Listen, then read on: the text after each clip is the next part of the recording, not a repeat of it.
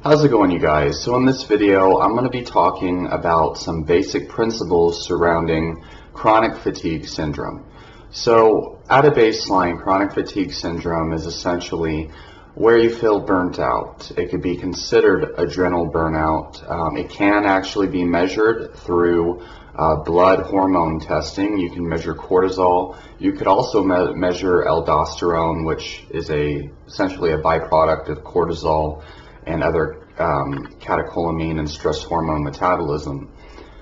You can measure other things like heart rate variability, your resting heart rate, your heart rate as soon as you wake up in the morning, and obviously there's a long list of symptoms which can be signals or signs of chronic fatigue syndrome. Now, a huge problem here with chronic fatigue syndrome is that it is self-diagnosed by most people. Like they'll feel tired, they'll feel burnt out, and then they'll look up the symptoms on WebMD or something like that, and they will assume that they have chronic fatigue syndrome based on Dr. Google, right? They aren't actually diagnosed by a physician, whatever, I can't say it properly right now, but they weren't properly diagnosed, right? They don't have any tangible proof that they actually have chronic fatigue syndrome. And so these symptoms of chronic fatigue syndrome, which can range from many things, it can range from just feeling ran down, feeling tired, feeling irritable, not feeling anything at all, to insomnia, and in some cases you can have heart palpitations and a wide range of other alarming symptoms. Your libido can go down.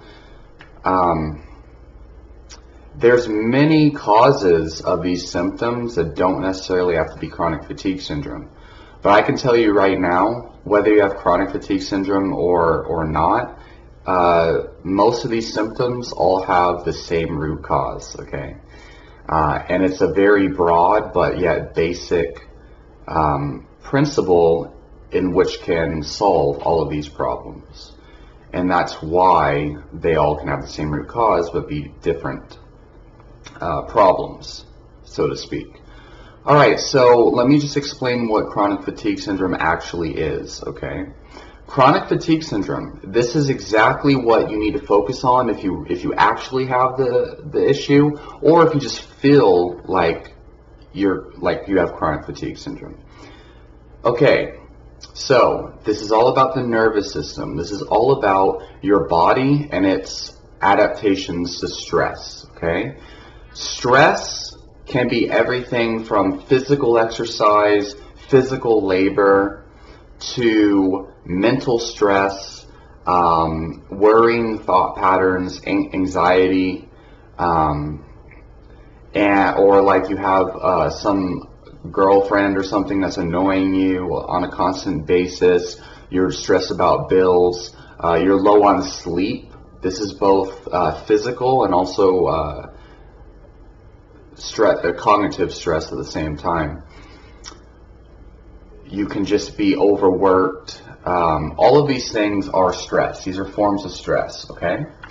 And so any form of stress, okay, any form of stress requires a certain amount of time of rest in order to recover from that stress. And when you recover from that stress, you adapt and grow stronger, and your ability to deal with stress is increased. So you have a stronger resistance to stress after the rest phase, okay? The problem is that most people, they take on a boatload of work right away that they don't ever have enough of a break from or enough of a rest from, so they never can adapt to that stress. They can never recover from the stress and build it stronger. So what happens is when you just keep adding work and work and work in any form, whether that's you just got in a relationship and you're going too fast too soon, and y'all are just like living with each other within the first couple weeks. Like, that's a huge change in your life, and you may not realize it. I mean, there's a reason why people like, let's take it slow in a relationship, because that's a lot of mental and emotional stress that we're not even cognitive of, and in a short amount of time, and our body is like, our brain's like, whoa, what's going on here, you know? And relationships is a key area of our lives where we take on a ton of emotional and mental work that we don't even realize, because we just think, oh, it's just love, it's just relationships, like, it's a good thing, right? And it is a good thing, but your brain, your brain and your nervous system doesn't think of it that way. And I guarantee you, 95% of people that of experts that deal with this problem, they don't even think about this one. But they take on that relationship and they move in together or whatever, and they're talking to each other every day, you know, and they don't realize that the brain takes a lot of time to adapt to this and to process all of this, and it actually stacks up fatigue over time. And you get tired of that person, or you get it's too much to handle over time. This doesn't always happen. It depends on the person, and it depends on your ability to deal with stress, and it depends on the relationship you have with that person. Maybe they're actually helping you deal with stress, at least in some way, through various forms of support. Could be financial support, could be emotional support. Maybe you just really enjoy being with that person and you're laughing with them and having a good time, and it takes off some of the stress from the rest of your life. But if it's a toxic relationship and you guys are always fighting and stuff like that, obviously that's going to cause a lot of stress in your life that you don't need. And relationship stress is a primary source of contributing to chronic fatigue syndrome. It really is. Most people with chronic fatigue, either they're stressing because they don't have a relationship, or they're stressing because the relationship they're in is killing them, and that's very common. I know some very close people to me that have chronic fatigue syndrome. They're burnt out.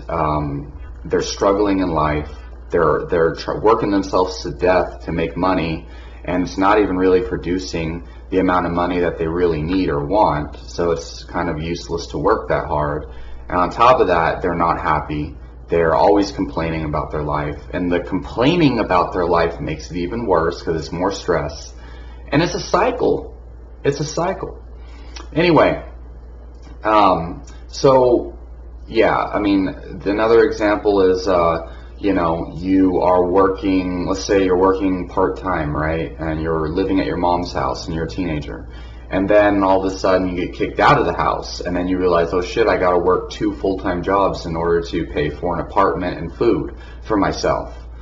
And that's a huge change right away. Not only are you on your own, and now you're worrying about your own bills and where to live, and it's a brand new experience, and you've never seen this, you've never dealt with this before, but you also have to work 2 full-time jobs compared to only working 1 part-time. And so it's just all this new stress that your brain and your body has not dealt with. And the worst thing of all is, with 2 full-time jobs, you're not going to get a lot of time off from that. You might get, 2 days a week from one of your jobs of break, but then you still have the other job. And then if you're going to school on top of that, that's a lot of stress. And it's like, you might feel like, oh yeah, I can deal with all of this, I can take it, but it adds up over time. And if you don't have a break, if you don't have that recovery period, you will burn out, and your body you will be forced to take a recovery period.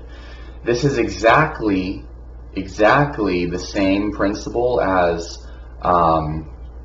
overtraining syndrome in regards to exercise. When we're talking about powerlifting and whatnot, which that's what I'm doing, powerlifting and MMA, you have to periodize, okay? Periodization, research that, look that up.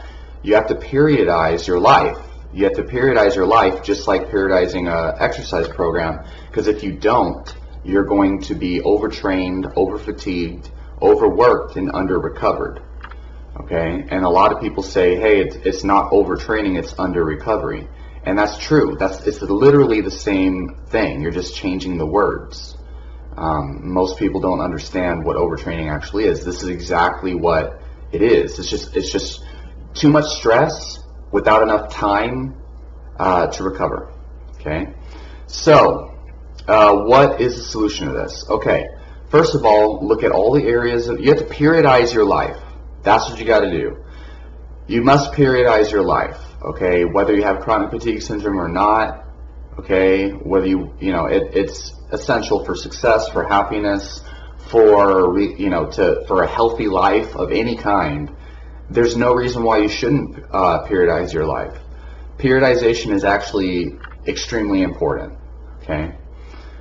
And so what does this mean? What does this look like? Well, so you have, so first look at all the areas of your life that stress you. Your relationship, your work, your church group, whatever that is, your exercise program, your school, okay?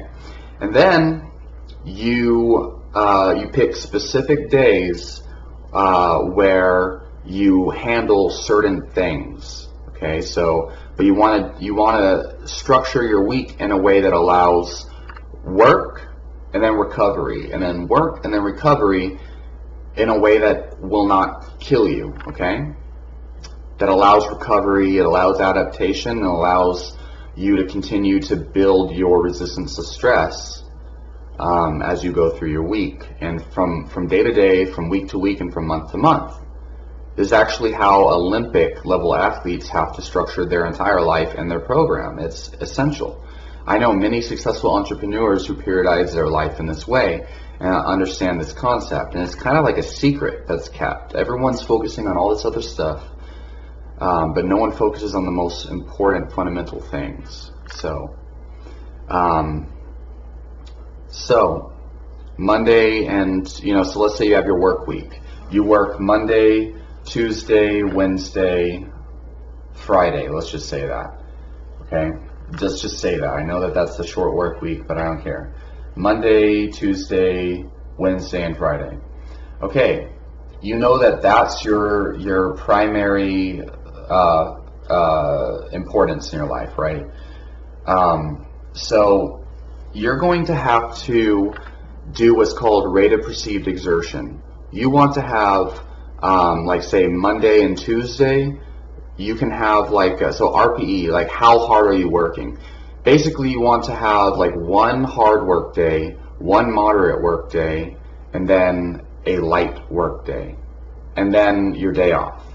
And then you can do a moderate work day, a light work day, and then your day off.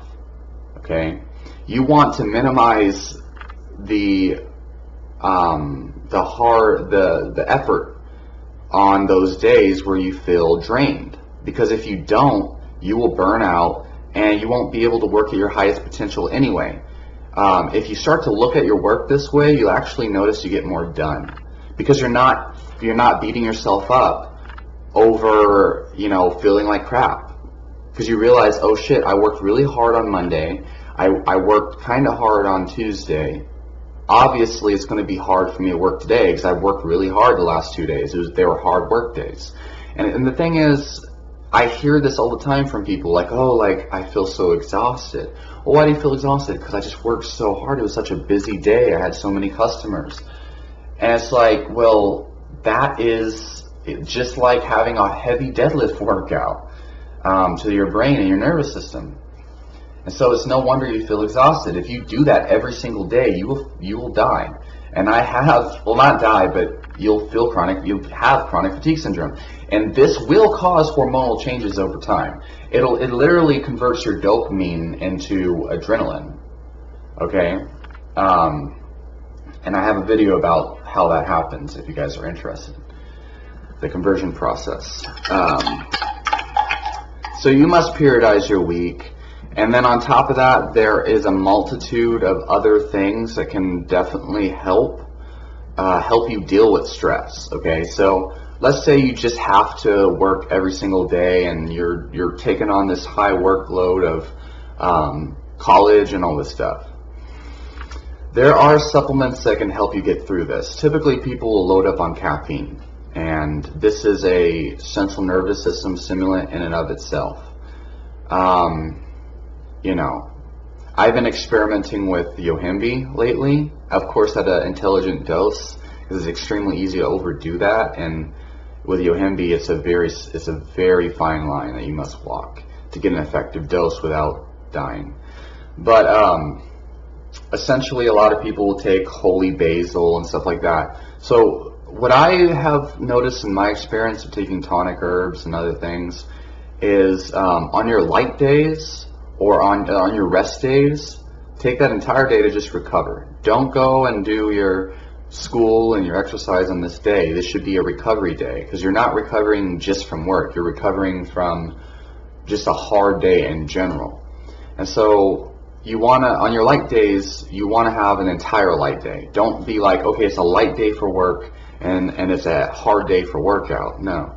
You've got to have on your hard work days, hard workout. Or your moderate work days, hard workout. And then on your light days, don't do anything more than a light workout. And you want those lighter days to also have relaxing herbs like chamomile, holy basil. I would say ashwagandha, but at this point I feel like that's a hit or miss. It could have different effects on everybody. Gynostemma is a great one to have every single day, actually, because it doesn't make you feel groggy. It supports your hard days in a way that allows you to keep going harder, and it supports your relaxing days in a way that allows you to relax better. So obviously there's things like passion flower, hops for women, I'd say. I wouldn't say men should take hops. Theanine is a good one. You know, pour yourself a good glass of green tea. Take about 100 to 200 milligrams of sun-theanine. That will put you in a great relaxing mood.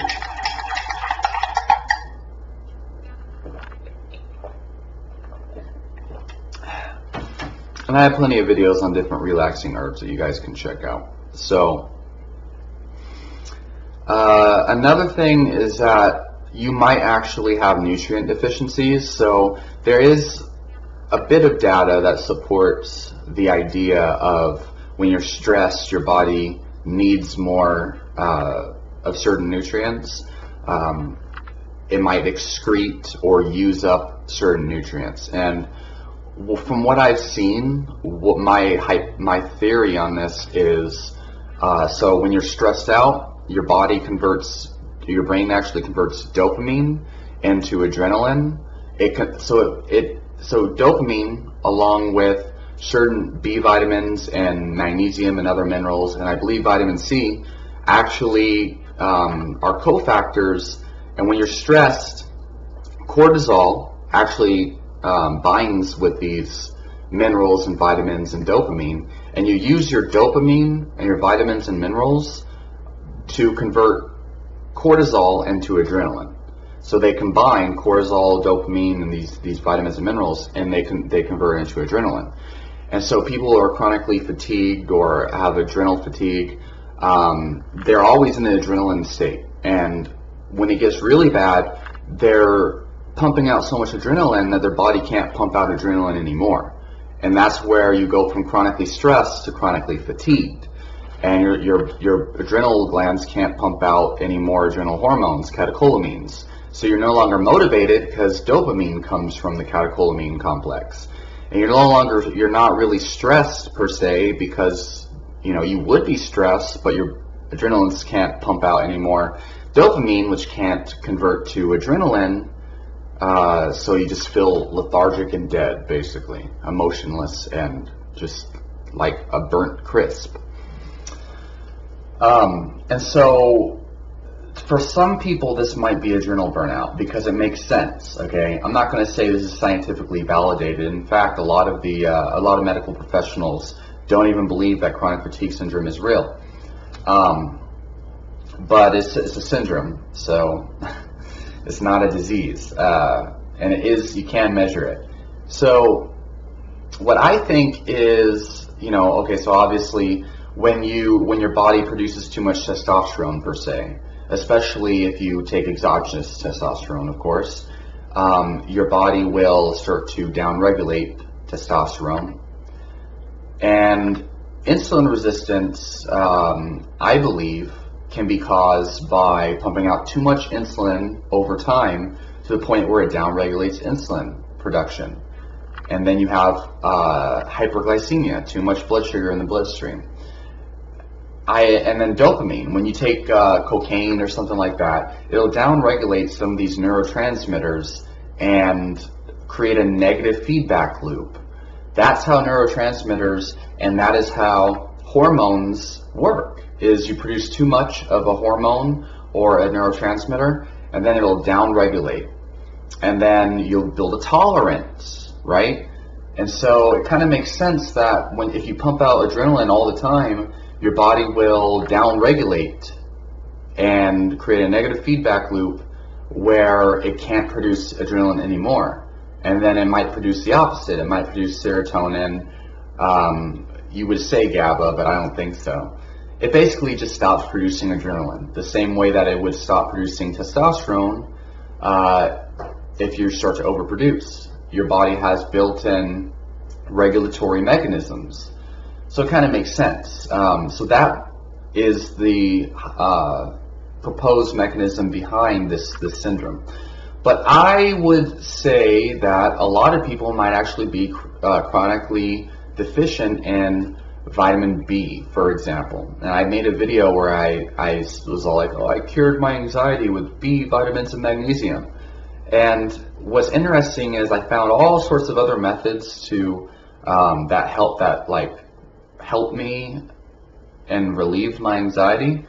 Recently, the ketogenic diet has done wonders for that, which I don't consider myself like chronically anxious. I don't think anxiety is a chronic syndrome or anything like that, a disease, but I actually have found that when I switched to that carnivore diet for quite some time, it's actually harder to get vitamin B1 and folate, okay? It's not impossible, but it's harder. So for example, if you're eating a diet of just like beef, okay? Just beef only, like the carnivore people, right? That actually supplies you, believe it or not, with the vast majority of vitamins and minerals that you actually need. There's only a couple of vitamins and minerals that you can't get from red muscle meat, beefs in particular. Vitamin B1, folate, and magnesium in sufficient amounts. And so what I noticed is, well, you can get it from liver, or you can get B1 from pork and folate from liver. Anyway, I know for a lot of people it might sound like a crazy experiment, but I started experimenting with B vitamins just because I suspected maybe I've been chronically deficient in these B vitamins, because most of the sources of folate, for example, I can't digest, like these grains and other things. So I took a B vitamin supplement and also omega-3, and I noticed, especially when I take omega-3, about 1 gram of total omega-3s from fish oil, so it's about 3 capsules, that my mood drastically improved. And there's a lot of evidence to support not only B vitamins, particularly B vitamins, are very effective for people under a lot of stress, and you see these stress complexes. But omega-3s also are very important for the brain. And a lot of people anecdotally report feeling just a better sense of general well-being when they take omega-3s. There is actually a lot of evidence that suggests omega-3 supplementation from fish oil can increase your risk of dying from heart disease, but there's also a lot of flaws in those studies. The big one that I saw was done on like thousands of heart attack patients that were over the age of 70 or something. It's like, well, they have a high risk of dying in general because they're so old. So you gotta be careful with the studies you see. That's one of the reasons why. But omega-3 supplementation, in addition to magnesium In particular, I noticed a huge difference with ZMA before bed. But 400 milligrams of magnesium citrate or magnesium gluconate, I believe, or magnesium taurate, they tend to be the best forms, and they make a huge difference. Magnesium before you go to bed, and ZMA is probably the best one. And I notice B vitamins, preferably with your first meal, because when you take a B vitamin complex, it has a large amount of all of them, and vitamin B2 tends to build up in the blood, it seems. That's why you piss out yellow after you take a B vitamin complex, because the vitamin B2, the riboflavin,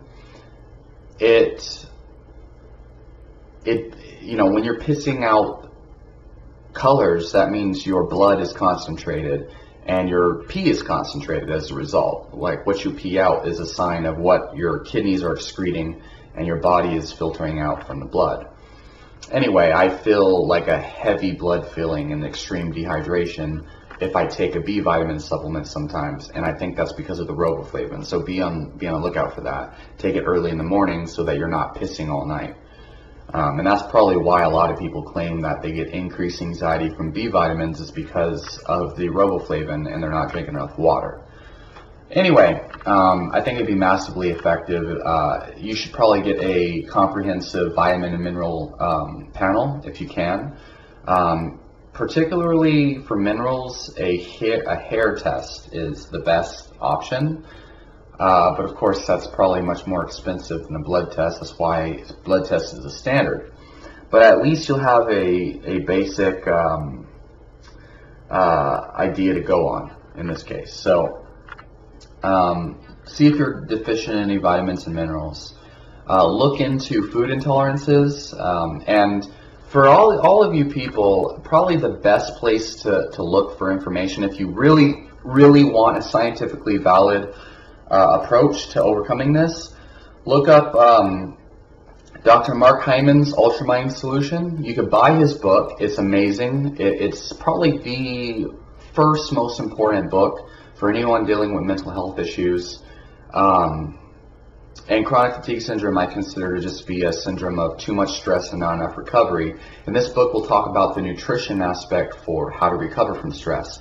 And it has specific tests which can tell you what you might be deficient in and what supplements and nutrients to take.